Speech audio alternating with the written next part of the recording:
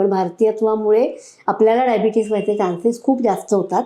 तर त्याचं एक सोपं उदाहरण सांगते की जर समजा सेम वजन आणि सेम उंचीचा एखादा कॉकॅशियन माणूस घेतला किंवा वेस्टर्न वर्ल्डमधला घेतला आणि सेम वजन आणि उंचीचा भारतातला माणूस घेतला तर परदेशातल्या माणसाचं मसल मास जास्त असतं आणि फॅट कमी असतं आणि भारतातल्या माणसाचं फॅट जास्त असतं, मसल मास कमी असतं.